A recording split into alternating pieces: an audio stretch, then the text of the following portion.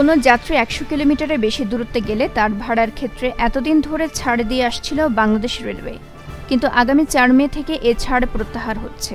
ফলে বাড়ছে সব ধরনের ট্রেনের ভাড়া। সোমবার বাংলাদেশ রেলওয়ের মহাপরিচালক সর্দার সাদাত আলী এ তথ্য নিশ্চিত করেছেন। তিনি বলেন, আগামী ৪ মে থেকে রিয়াদ প্রত্যাহারের মাধ্যমে ট্রেনের ভাড়া সমন্বয় করা হবে। সশস্ত্র বিদ্রোহীদের সঙ্গে যুদ্ধের মধ্যে মিয়ানমার থেকে পালিয়ে বাংলাদেশে আশ্রয় নেওয়া সেনা ও সীমান্তরক্ষী বাহিনীর সদস্যদের ফেরত পাঠানো হবে ২৫ এপ্রিল। পররাষ্ট্রমন্ত্রী হাসান মাহমুদ বলেছেন, সোমবার ২৮৫ জনকে ফেরত পাঠানোর কথা ছিল, কিন্তু সেটা পেছানো হয়েছে। ২৪ এপ্রিল মিয়ানমারের জাহাজ বাংলাদেশে আসবে। ১৪৪ জন বাংলাদেশি নাগরিক মিয়ানমারে নানাভাবে আটকা পড়েছিল, অনেকে বন্দীও ছিল। তাদেরকে নিয়ে আসবে মিয়ানমারের জাহাজ। পরদিন মিয়ানমারের বিজেপি সদস্যদের নিয়ে যাবে।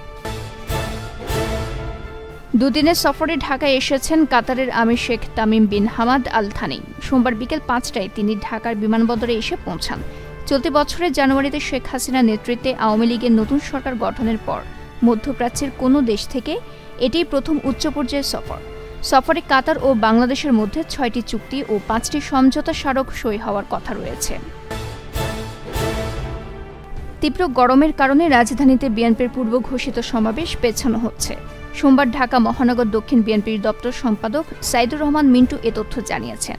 তবে কবে এই সমাবেশ হবে সে বিষয়ে দলটির পক্ষ থেকে কোনো তথ্য জানানো হয়নি। দপ্তর সম্পাদক জানান, গরমে সতর্কতামূলক হিট অ্যালার্টের সময় বাড়ানোর কারণে সমাবেশ পেছানোর সিদ্ধান্ত নেওয়া হয়েছে। সারা দেশে বইছে তাপপ্রবাহ। আগামী ৩ দিন এই অবস্থা অব্যাহত থাকতে পারে। একই সঙ্গে গরমের অনুভূতি আরও বাড়তে পারে। তাপপ্রবাহের বিষয়ে আজ সোমবার থেকে সারা দেশে নতুন করে আরও ৭২ ঘণ্টার সতর্কতা জারি করেছে আবহাওয়া অফিস। আজ সকাল ৯টায় আবহাওয়াবিদ মোহাম্মদ বজলুর রশিদ স্বাক্ষরিত এক সতর্কবার্তায় বলা হয়, দেশের উপর দিয়ে চলমান তাপপ্রবাহ আজ ২২ এপ্রিল থেকে পরবর্তী ৭২ ঘণ্টা অর্থাৎ ২৫ এপ্রিল সকাল পর্যন্ত অব্যাহত থাকতে পারে। এই সময় জলীয় বাষ্পের আধিক্যের কারণে অস্বস্তি আরও বাড়তে পারে। মালদ্বীপের প্রেসিডেন্ট মোহাম্মদ মুইজ্জুর দল পার্লামেন্ট নির্বাচনে বিপুল সংখ্যাগরিষ্ঠতা অর্জন করেছে। ফলে প্রেসিডেন্ট মুইজ্জুর ক্ষমতা আরও দৃঢ় হল। বিশ্লেষকরা এই জয়কে চীনের সঙ্গে মুইজ্জুর ঘনিষ্ঠ সম্পর্ক তৈরি নীতির প্রতি শক্তিশালী সমর্থন হিসেবে দেখছেন। রবিবার মালদ্বীপের ৯৩টি সংসদীয় আসনে ভোট হয়। সোমবার সকাল পর্যন্ত ৮৬টি আসনের অস্থায়ী ফলাফলে দেখা যায়, মুইজ্জুর দল পিএনসি ৬৬টি আসনে জয়লাভ করেছে।